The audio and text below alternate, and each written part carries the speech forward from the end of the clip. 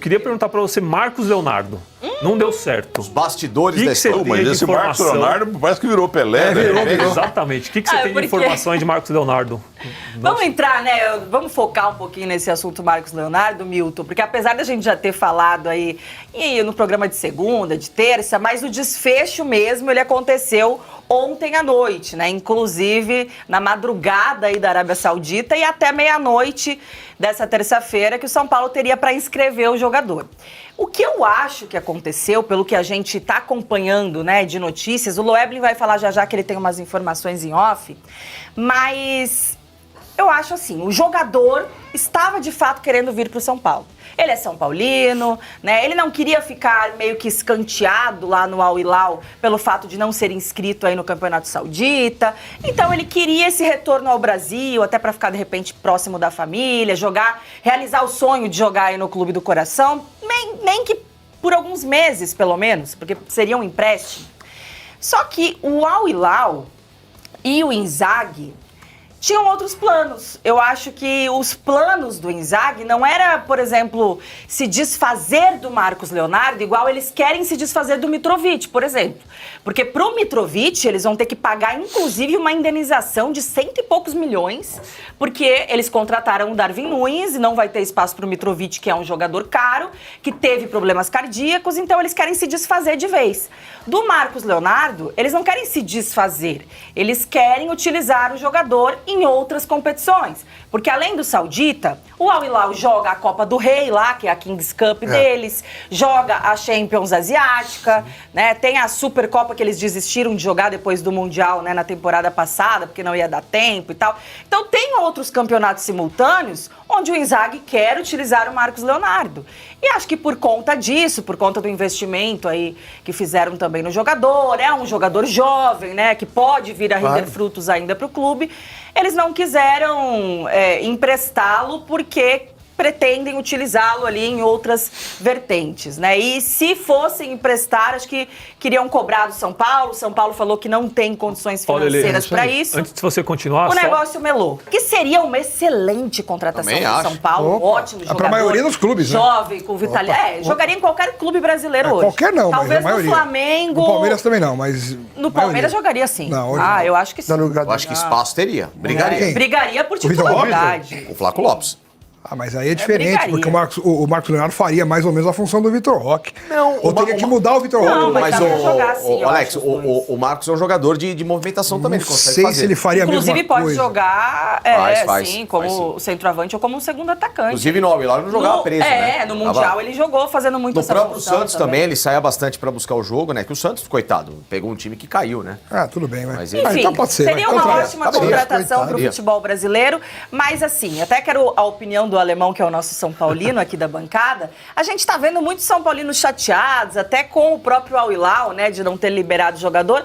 Mas, gente, a realidade é que o Al Hilal tá no seu papel, ele tem contrato com o atleta, né? E como eu falei aqui, tem outros planos. Não é só porque ele não foi inscrito no Saudita que ele não vai ter espaço e vai ficar escanteado lá e eles não quiseram emprestar assim mesmo. Tem outros campeonatos a serem disputados. É lógico. Né? Então, assim, o Al Hilal, Milton, tem um timaço, assim, é o Real Madrid asiático. Eliminou o City na Copa do Mundo. Tem jogadores, assim, tem o Koulibaly, que é um excelente zagueiro, o João Cancelo tá lá, o Rubem Neves tá lá, o Mitrovic Savic tá lá.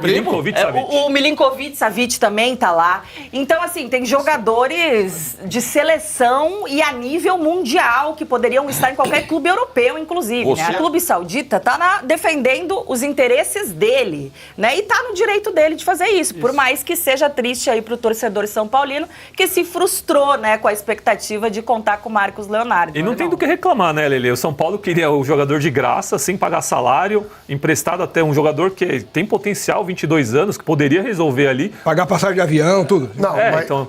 E não tem como reclamar, né? Do Al Hilal tem que simplesmente... Mas São Paulo concordou em pagar...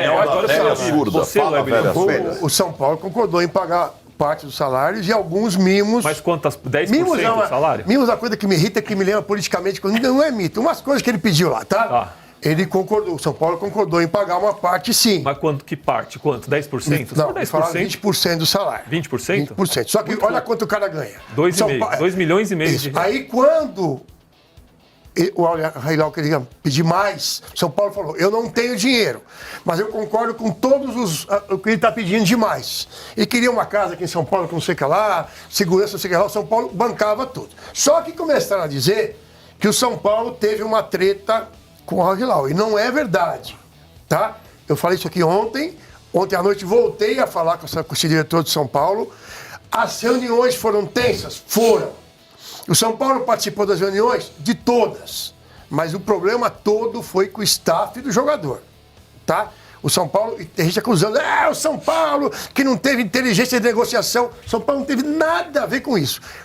O que começou a pegar foi bem o que a Lelê falou. Quando chegou na hora que o Léo falou assim, desculpe, eu tenho um contrato, eu tenho o direito de... Porque também é o seguinte, esse maldito jeitinho brasileiro, até no futebol, na hora do cara fazer contrato, ele pede o que ele quer de salário, um monte de regalia, aí ele vai. Quando ele... eu quero jogar no meu time de coração. Eu também... Para, gente. Você tem um contrato, cumpra esse contrato. Isso não é profissionalismo. Honre a sua assinatura. Né? Eu acho que você precisa honrar a palavra, senão não dá.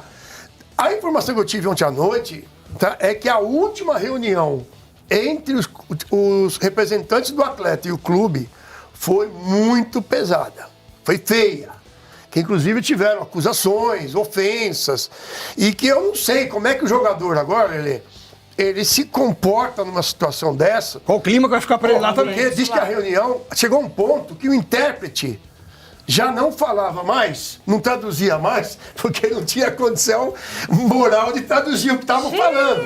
Tá? Como é que xinga em árabe, Loeb? Boa pergunta. Eu tenho a menor ideia. Eu sei, mas não vou falar. Eu sei que foi xingamento em árabe, xingamento em inglês, tá?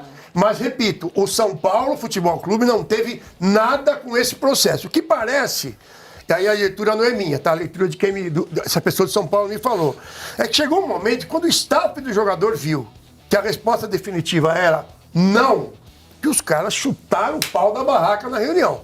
Mas não é legal. É o que o Miller falou. Como é que você fica agora? Como é que fala pra mim? Como é que vocês acham que o jogador fica? Porque ele vai treinar lá, não vai jogar a principal competição. Vai ter espaço em outras, beleza, vai ter espaço em outras, mas é como se aqui o cara não pudesse jogar o Brasileirão e a Libertadores, mas vai jogar a Sul-Americana e o Paulistão do ano que vem. Assim, gente, mas vocês acham que o Saudita é mais importante que a Champions Asiática? Eu acho que não. É que a Champions Asiática são menos jogos, né? Então ele vai ficar muito tempo parado. Mas ele foi inscrito na Champions Asiática, é um torneio que dá, inclusive, a vaga ao Mundial de Clubes. É continental. É que o Saudita também.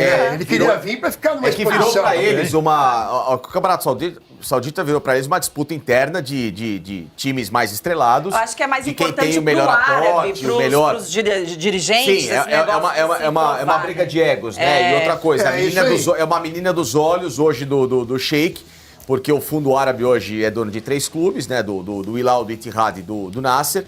Então, é uma confusão entre eles, né? Eles acabam se competindo um com o outro para quem traz a maior estrela, quem faz o maior investimento, qual o jogador que vai ter o maior rendimento. Então, tudo isso fomenta uma baita rivalidade que não é levada para a Champions Asiática.